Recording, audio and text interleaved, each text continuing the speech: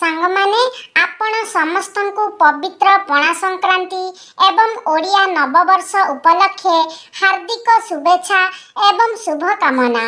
सांग माने आजिर एही वीडियो रे मु आपण मानकु किछि एपरि उपाय विषय रे कहिबाकु जाउछि जेउ उपाय गुडी को आपण पणा संक्रांति दिन करबा द्वारा आपणकु प्रभु हनुमानंकर कृपा प्राप्ति हेबा सहित आपणक गृहरे सुख समृद्धि एवं उन्नति रे वृद्धि हेब। आपणकर आर्थिक समस्या मध्य दूर होई जिव। सांग माने महाविशुभ पणा संक्रांति दिन हनुमान जयंती मध्य पड़ी थाए। तो एही दिन जदि आपण प्रभु हनुमान को यथाविधि पूजार्चना करी एही उपाय गुड़िकर पालन करी नियंती तो एहा द्वारा आपणक गृहरे सुख समृद्धिर वृद्धि होई थाए, आपणकर उन्नति होई थाए एवं आपणकर समस्त मनस्कामना मध्य पूर्ण होई थाए। प्रभु हनुमान भगवान शिवंकर रुद्र अवतार अटंती। सेथिपाई प्रभु हनुमान अति शीघ्र ही प्रसन्न हो जाई थांती। तेबे सांग माने प्रभु हनुमान को प्रसन्न करिबा पाई एवं आपणकर आर्थिक समस्या को दूर करिबा पाई जेउ उपाय गुड़िक मु आपणको आजिर एही वीडियो रे कहिबाकू जाउछि से सबु जानिबा पूर्वरु आपण माने वीडियो को गोटे लाइक करी चैनल टी को सब्सक्राइब करी दियंतु एवं कमेंट बॉक्स रे श्रद्धा और भक्तिर सहित जय हनुमान निश्चय लिखंतु।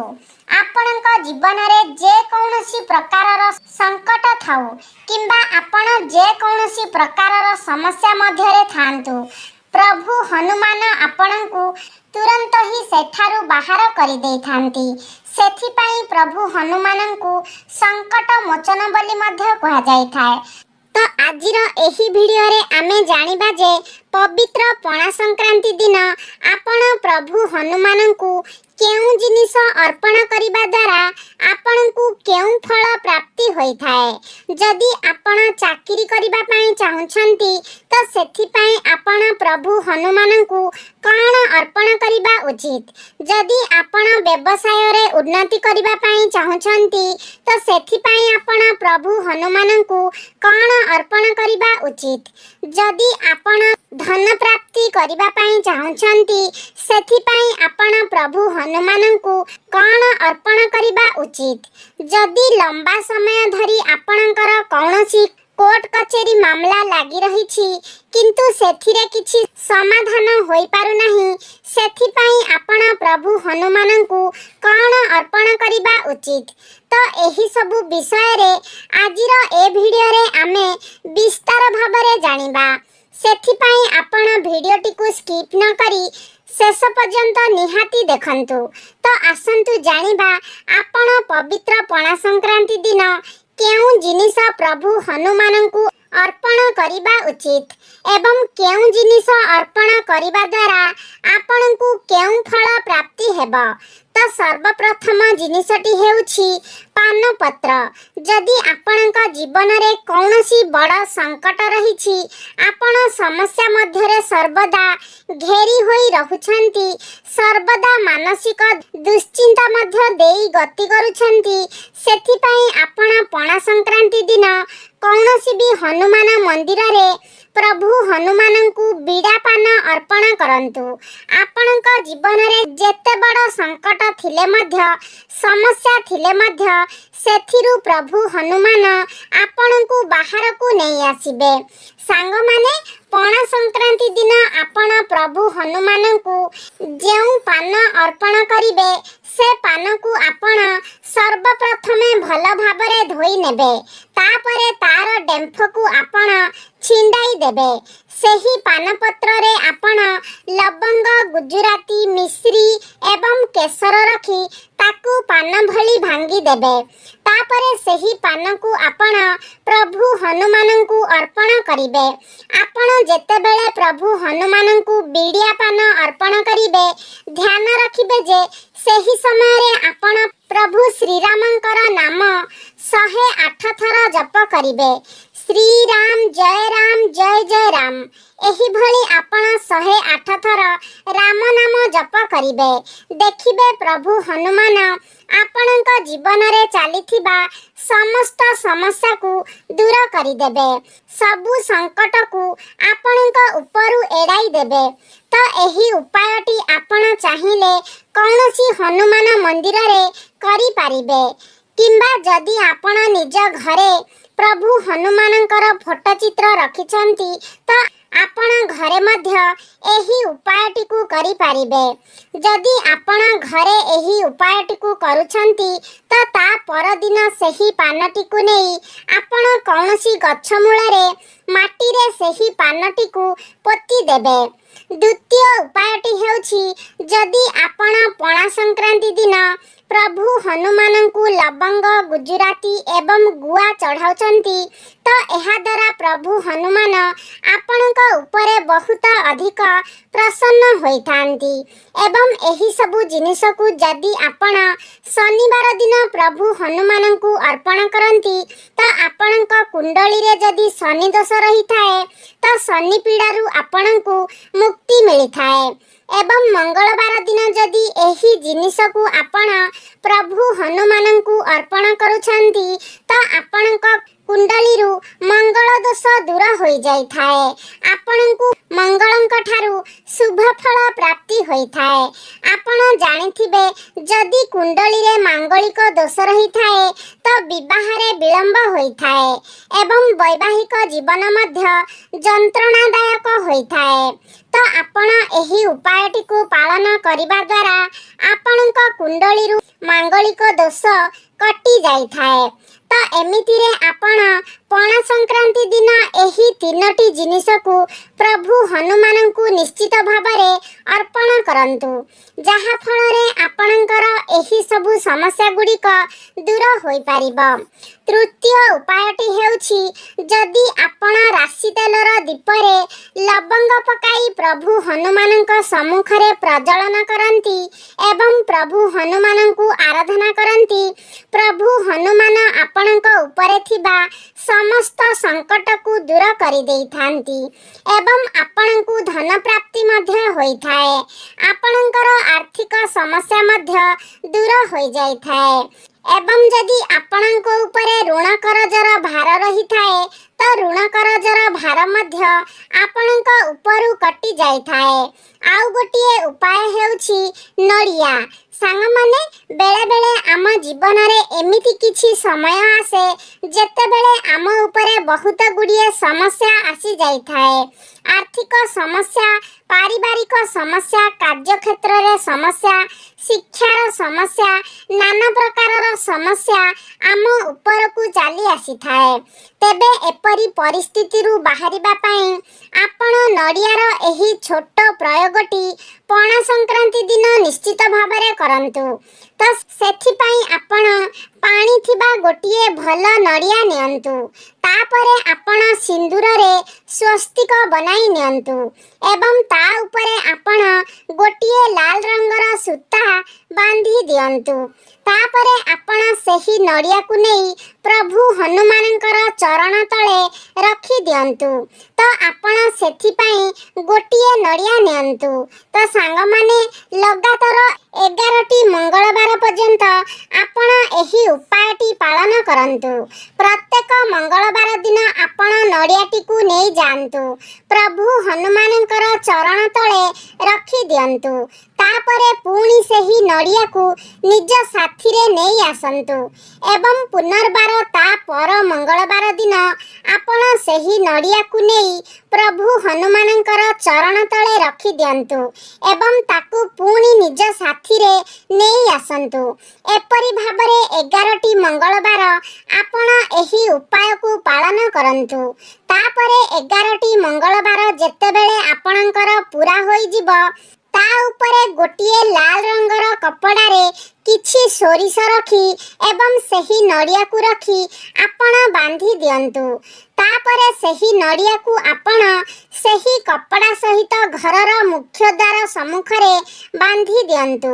एपरी करिबा द्वारा आपणक जीवन रे चलीथिबा समस्त समस्या गुड़िक दूर होई जिवो। जदि आपणक गृह उपरे केही कला जादूर प्रयोग करिथिबो किंबा गृह उपरे कौनसी नजर दोष लागिथिबो तो से सबु मध्य कटि जिवो। सांग माने एही सबु उपाय गुड़िक तत्काल आपणकु फल प्रदान करिबो नाही। सेथिपाई आपणकु टिके धैर्य रखिबाकू हेबो, किंतु एहा निश्चित भाबरे आपणकु फल प्रदान करिबो एवं सबु समस्या मध्यरु मध्य आपणकु बाहरकु नै आसीबो। तेबे सेथिपाई किंतु आपणकु निज मनरे संपूर्ण भाबरे विश्वास एवं भक्ति रखिबाकू हेबो। तो आपण आपणक घरर सुरक्षा पाई एही उपायटिकु निश्चित भाबरे पालन करंतु। एहा परे हेउछि गुड़ एवं चणार प्रसाद। सांग माने गुड़ एवं चना प्रभु हनुमानंकु बहुत पसंद अटे। अनेक लोक आपण प्रभु हनुमान को गुड़ एवं चना अर्पण करिबार आपण देखिथिबे। सांग माने आपण प्रभु हनुमान को गुड़ एवं चना अर्पण करिबा द्वारा आपणकर मंगल दोष कटि जाय थाए। तो एही उपायटी को आपण पणा संक्रांति दिन करि पारिबे, जहा द्वारा आपणकर मंगल दोष दूर होई थाए। एहा सहित आपणकर दरिद्रता मध्य दूर होई थाए। कोर्ट कचेरी मामला रे आपणकु विजय प्राप्ति होई थाए। आपणकु मनपसंदर चाकरी मध्य प्राप्ति होई थाए। समस्त संकट आपणक उपरु हटि जाई थाए। सांग माने पणा संक्रांति दिन प्रभु हनुमानंकर पूजार्चना कले विशेष फलप्रद बोली माना जाई थाए। कलि जुगरे देवता मानक मध्यरे प्रभु हनुमान अति शीघ्र प्रसन्न होई थांती, किंतु प्रभु हनुमानंकर भक्ति पाई मध्य किछि नियम रहिछि। प्रभु हनुमानंकर पूजारे शुद्धता उपरे अधिक ध्यान दिया जाय थाए। जेउठारे आपण प्रभु हनुमानंकर पूजार्चना करूछंती सेठारे आपण शुद्धता बजाय रखंतु। प्रभु हनुमानंक सहित मां अंजनी एवं प्रभु श्री रामंकर मध्य पूजार्चना करंतु। आपणकर चिंताधारा को मध्य आपण शुद्ध रखंतु। प्रभु हनुमानंकर पूजारे लाल रंग को व्यवहार करिबा सर्वोत्तम बोली माना जाय थाए। प्रभु हनुमानंकर पूजा करिबा समय रे आपण लाल रंगर वस्त्र पिंधंतु। प्रभु हनुमान को आपण लाल रंगर फूल अर्पण करंतु। हनुमान को आपण केबे भी पंचामृत अर्पण करंतु नाही। एवं प्रभु हनुमानंकर पूजा पूर्वरु आपण गोटिए दिन पूर्वरु ब्रह्मचर्य व्रतर मध्य पालन करंतु एवं कहा पाई आपण निज मनरे अनिष्ट भावना मध्य रखंतु नाही। नारी माने प्रभु हनुमान को पूजा करिबा समय रे प्रभु हनुमानंकर प्रतिमा को छुईबा उचित नुहे। शास्त्र रे एहाकू अशुभ बोली माना जाय थाए, कारण प्रभु हनुमान ब्रह्मचारी अटंती। तेणु कौनसी भी महिला प्रभु हनुमान को छुईबा उचित नुहे। सांग माने जेतेबेले आपणक कुंडली रे मंगल ग्रह अशुभ स्थिति रे रही थांती सेतेबेले आपणक प्रत्येक कार्य रे बाधा आसी थाए। बारंबार आपणकर दुर्घटना घटी थाए। भाई भौणी सहित आपणकर संपर्क खराब हो जाए। भूमि एवं धनर सुख आपणकु प्राप्ति होई पारि न थाए। सेथिपाई पणा संक्रांति दिन जेतेबेले आपण पूजा पाठ करिबाकू जाउछंती सेतेबेले आपण प्रभु हनुमानंक उद्देश्य रे दीप जालिबा समय रे दीप तळे आपण किछि मसूर डाली रखंतु। लाल रंगर मसूर डाली रखंतु। प्रभु हनुमानंकु प्रसन्न करिबा पई गुड़ एवं चणार भोग अर्पण करंतु। एपरि करिबा द्वारा आपणकर समस्त समस्या दूर हो जाय थाए। आपण जदि प्रभु हनुमानंकु बुंदीर लड्डू अर्पण करंती तो आपणकु ନବଗ୍ରହଙ୍କର ଠାରୁ ଶୁଭ ଫଳ ପ୍ରାପ୍ତି ହୋଇଥାଏ। ଆପଣଙ୍କୁ ଗ୍ରହ ଶାନ୍ତି ହୋଇଯାଇଥାଏ। ଆପଣଙ୍କର ମନସ୍କାମନା ମଧ୍ୟ ପୂରଣ ହୋଇଥାଏ। ଏହାପରେ ହେଉଛି ଅଟାରେ ଦୀପ। ଯଦି ଆପଣଙ୍କ ଉପରେ ଋଣ କରଜର ଭାର ରହିଛି, ଆପଣଙ୍କୁ ଆର୍ଥିକ ସମସ୍ୟା ଦେଇ ଗତି କରିବାକୁ ପଡୁଛି, ସେଥିପାଇଁ ଆପଣ ଗୋଟିଏ ଛୋଟିଆ ପ୍ରୟୋଗ ନିଶ୍ଚିତ ଭାବରେ କରନ୍ତୁ। ଅଟା ଚକଟି ସେଥିରେ 5ଟି ଦୀପ ପ୍ରସ୍ତୁତ କରନ୍ତୁ ଏବଂ ବରଗଛର 5ଟି ପତ୍ର ଆପଣ ନିଅନ୍ତୁ। ତ ଆପଣଙ୍କୁ ସନ୍ଧ୍ୟା ସମୟରେ ଏହି ପ୍ରୟୋଗ କରିବାର ଅଛି। ତ ପ୍ରତ୍ୟେକ ପତ୍ର ଉପରେ ଆପଣ ଗୋଟିଏ ଲେଖାଏଁ ଦୀପ ରଖି ଦିଅନ୍ତୁ। ଏବେ ଏହି ଦୀପରେ ଆପଣ ତୁଳାବତୀ ଏବଂ ଘିଅ ଦିଅନ୍ତୁ। ତାପରେ ସେ ସବୁକୁ ନେଇ ଆପଣ ପ୍ରଭୁ ହନୁମାନଙ୍କ ମନ୍ଦିରକୁ ଯାଆନ୍ତୁ। ଗୋଟିଏ ଥାଳିରେ 5ଟି ଯାକ ବରପତ୍ର ରଖି ପ୍ରତ୍ୟେକ ପତ୍ର ଉପରେ ଆପଣ ଗୋଟିଏ ଲେଖାଏଁ ଦୀପ ରଖି ଦିଅନ୍ତୁ। ତାପରେ ଆପଣ ପ୍ରଭୁ ହନୁମାନଙ୍କର ମନ୍ଦିରକୁ ଯାଇ ଦୀପ ଜାଳି ସେଥିରେ ପ୍ରଭୁ ହନୁମାନଙ୍କର ଆରତି କରନ୍ତୁ। ଆପଣଙ୍କ ଉପରୁ ଶନି ଦଶା କଟିଯିବ ଏବଂ ସମସ୍ତ ଋଣ କରଜର ସମସ୍ୟା ମଧ୍ୟ ଆପଣଙ୍କ ଉପରୁ ଓହ୍ଲେଇ ଯିବ। ଆପଣଙ୍କ ଜୀବନରେ ଚାଲିଥିବା ଦୁଃଖ କଷ୍ଟ ଏବଂ ସମସ୍ୟା ଦୂର ହୋଇଯିବ। ଧନ ଆସିବାର ଅନେକ ମାର୍ଗ ମଧ୍ୟ ଖୋଲିଯିବ। ଏହା ବ୍ୟତୀତ ପଣା ସଂକ୍ରାନ୍ତି ଦିନ ଆପଣ ଓସ୍ତ ଗଛର ପତ୍ରରେ ମାଳା ବନାଇ ମଧ୍ୟ ପ୍ରଭୁ ହନୁମାନଙ୍କୁ ଅର୍ପଣ କରିପାରିବେ। ଏହାଦ୍ୱାରା ମଧ୍ୟ ଆପଣଙ୍କୁ ଋଣ କରଜରୁ ମୁକ୍ତି ମିଳିଥାଏ। ସେଥିପାଇଁ ଆପଣ 11ଟି ଓସ୍ତପତ୍ର ନେଇଯାଆନ୍ତୁ। ପ୍ରତ୍ୟେକ ପତ୍ରକୁ ଭଲ ଭାବରେ ଧୋଇ ସଫା କରିଦିଅନ୍ତୁ। ଏହାପରେ ସିନ୍ଦୁର ଏବଂ ଚମେଲି ତେଲ କିମ୍ବା ଘିଅ ମିଶାଇ ପ୍ରତ୍ୟେକ ପତ୍ର ଉପରେ ଆପଣ ଶ୍ରୀରାମ ଲେଖନ୍ତୁ। ତାପରେ ଏହାକୁ ଲାଲ ସୂତାରେ ବାନ୍ଧି ଆପଣ ମାଳା ବନାଇ ନିଅନ୍ତୁ ଏବଂ ପ୍ରଭୁ ହନୁମାନଙ୍କ ଗଳାରେ ଏହାକୁ ପିନ୍ଧାଇ ଦିଅନ୍ତୁ। ଆପଣଙ୍କର ଅଟକି ଯାଇଥିବା କାର୍ଯ୍ୟ ପୁନର୍ବାର ଆଗକୁ ବଢ଼ିବ। କାର୍ଯ୍ୟରେ ଆସୁଥିବା ବାଧାବିଘ୍ନ ଆପଣଙ୍କ ଦୂର ହୋଇଯିବ। ଜୀବନରେ ଚାଲିଥିବା ସମସ୍ତ ସମସ୍ୟା ଗୁଡ଼ିକ ଦୂର ହୋଇଯିବ ଏବଂ ପୁନର୍ବାର ଆପଣଙ୍କ ଜୀବନକୁ ଧନ ଆସିବାକୁ ଲାଗିବ। ଯଦି ଆପଣଙ୍କ ଘରେ ଛୋଟ ପିଲା ଅଛନ୍ତି ଏବଂ ସେମାନେ ବହୁତ ଚଗଲା ହେଉଛନ୍ତି, ବହୁତ ଅଧିକ ଦୁଷ୍ଟ ହେଉଛନ୍ତି ଏବଂ ଆପଣ ଚାହୁଁଛନ୍ତି ଯେ ଆପଣଙ୍କ ପିଲା ଟିକେ ଶାନ୍ତ ହୋଇଯାଉ, ବୁଦ୍ଧିମାନ ହେଉ, ସେଥିପାଇଁ ଆପଣ ଗୋଟିଏ ଛୋଟ ପ୍ରୟୋଗ କରିପାରିବେ। ଆପଣ ଗୋଟିଏ ପାତ୍ରରେ କିଛି ଘିଅ ଏବଂ ସିନ୍ଦୁର ନିଅନ୍ତୁ। ଏହାକୁ ମିଶାଇ ଆପଣ ପ୍ରଭୁ ହନୁମାନଙ୍କ ଶରୀରରେ ଲେପ ଦିଅନ୍ତୁ। ପ୍ରଭୁ ହନୁମାନଙ୍କୁ ସିନ୍ଦୁର ଅର୍ପଣ କରିସାରିବା ପରେ ଆପଣଙ୍କ ହାତରେ ଯେଉଁ ସିନ୍ଦୁର ଲାଗିଥିବ ତାକୁ ଆପଣ ଗୋଟିଏ ପାତ୍ରରେ ରଖି ଦିଅନ୍ତୁ ଏବଂ ପ୍ରତ୍ୟେକ ଦିନ ଆପଣ ନିଜ ପିଲାର ମଥାରେ ଗୋଟିଏ ଟୀକା ଲଗାଇ ଦିଅନ୍ତୁ। ଏପରି କରିବା ଦ୍ୱାରା ପିଲାର ସ୍ମରଣ ଶକ୍ତି ବୃଦ୍ଧି ହେବ, ପାଠ ପଢ଼ାରେ ଏକାଗ୍ରତା ବଢ଼ିବ ଏବଂ ତାର ଦୁଷ୍ଟାମି ମଧ୍ୟ ଧୀରେ ଧୀରେ କମ୍ ହୋଇଯିବ। ଏହି ସିନ୍ଦୁରରେ ଯଦି ଆପଣ ନିଜ ଗାଡ଼ିରେ ସ୍ୱସ୍ତିକ ବନାଉଛନ୍ତି ତ ଏହାଦ୍ୱାରା ଆପଣଙ୍କର ଦୁର୍ଘଟଣାର ଭୟ ମଧ୍ୟ କମି ଯାଇଥାଏ। ଆପଣଙ୍କର ଗାଡ଼ି ସୁରକ୍ଷିତ ରହିଥାଏ।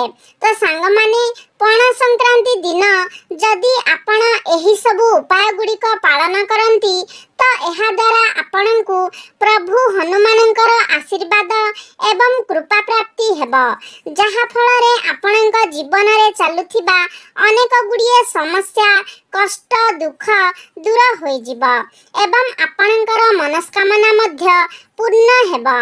ତେବେ ସାଙ୍ଗମାନେ, ଆଶା କରୁଛି ଆଜିର ଭିଡ଼ିଓଟି ଆପଣମାନଙ୍କୁ ନିଶ୍ଚିତ ଭାବରେ ଭଲ ଲାଗିଥିବ। ଯଦି ଭଲ ଲାଗିଛି ତାହେଲେ ଲାଇକ୍ କରନ୍ତୁ, ସେୟାର କରନ୍ତୁ। ଆମ ଚ୍ୟାନେଲକୁ ଯଦି ସବସ୍କ୍ରାଇବ୍ କରିନାହାନ୍ତି ତାହେଲେ ସବସ୍କ୍ରାଇବ୍ କରିଦିଅନ୍ତୁ। ସର୍ବେ ଭବନ୍ତୁ ସୁଖିନ। ଧନ୍ୟବାଦ।